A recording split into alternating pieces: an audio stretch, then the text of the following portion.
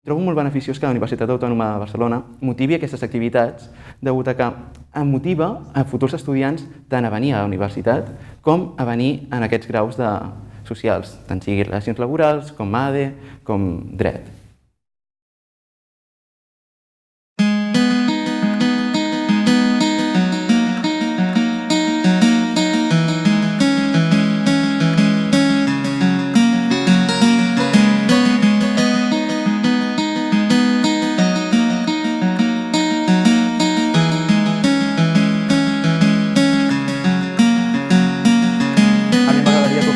Ja que és una experiència que m'ha agradat, ha sigut curiosa, ha sigut divertida i és una manera d'acostar als alumnes que potser no tenen una visió clara del que és el dret a la visió que tenim nosaltres ja més d'estudis del dret. Molt implicats, els vaig veure molt àgils i a més aprofundint en conceptes que nosaltres els havíem explicat d'una forma molt genèrica, molt general. Podem dir jo protesto i no, aquí no hi ha protesto. Has d'intentar explicar tota una relació causal que porta a una conseqüència amb termes, diguéssim, jurídics. El tema del llenguatge vam intentar que fos una mica més planer perquè, clar, no estan en contacte, diguéssim, amb el llenguatge que utilitzem en el dret i estan més acostumats als llenguatges dels mitjans de comunicació.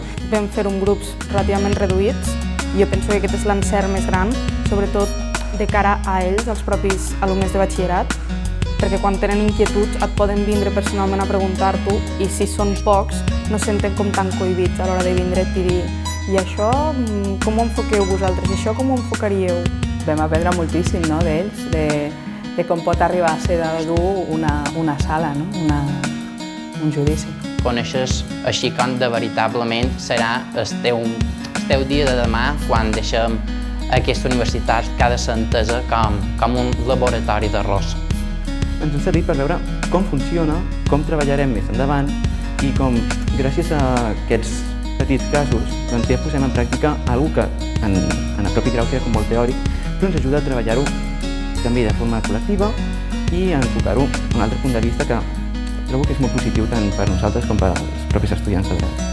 L'aplicació del dret vam veure que té moltes versions, depèn d'on tu miris, pot sortir una cosa o pot sortir una altra, llavors que hi ha que haver-hi darrere una bona preparació. Jo vaig escollir el cas Amiant i particularment la posició de fiscalia. Jo vaig fer el rol d'acusat en el cas de l'Amiant. Mentre preparàvem la simulació, els estudiants de batxillerat sobretot es preguntaven com podia ser que no hi hagués més conseqüències jurídiques per a aquestes empreses responsables d'aquests fets. Nosaltres intentàvem transmetre que un cas no sempre és tan clar com sembla, sinó que té diferents punts de vista. Si bé els vam explicar que aquest procediment normal va per la jurisdicció social, al portar-ho per la penal, ells van semblar que era la més idònia, la penal no, perquè és allò de si com a conseqüència de la teva actuació moren persones, tu has de pagar-ho car. Realment la sentència final que se'm va imposar a mi en el meu paper d'acusat, en el meu entendre, va ser totalment desproporcionada, suposo perquè tampoc tenen uns coneixements molt acurats del dret. Ho veien com amb tota la gent que s'ha mort com a conseqüència d'això, realment eren durs i taxatius amb l'aplicació penal. I m'han posat 8 anys de presó a mi com a acusat i va ser una escena curiosa de la jornada, ja que realment no s'ajustava, diguéssim, en els paràmetres de l'argumentari de dret que s'havia fet anteriorment.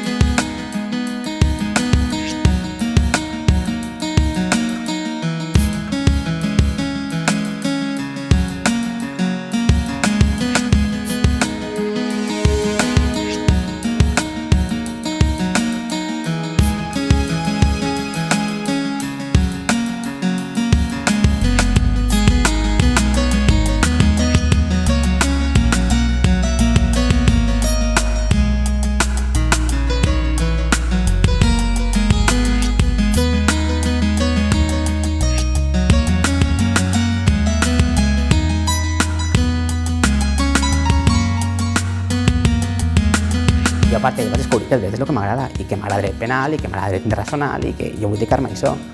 Sobre si escollir una carrera jurídica pot ser per ells o no, perquè realment se'n van donar compte de que tot el que s'explica de la carrera de dret, molta gran part és llegenda urbana.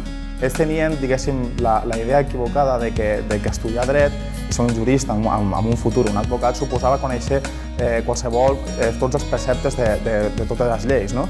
I llavors nosaltres vam explicar que en part va bé si tu domines i coneixes aquests preceptes i aquestes lleis, però que no es tracta realment d'això, que es tracta realment d'aprendre a raonar. És que el grau de dret és molt teòric. Si no estudies o això, no vas enlloc.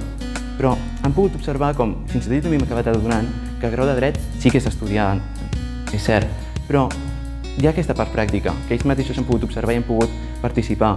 Llegenda urbana, ells ho entenien com s'han de memoritzar tots els articles, t'has de saber totes les lleis, t'has de saber com s'aplica tot, t'has de saber de totes les branques jurídiques que hi ha a dins. No, no és veritat.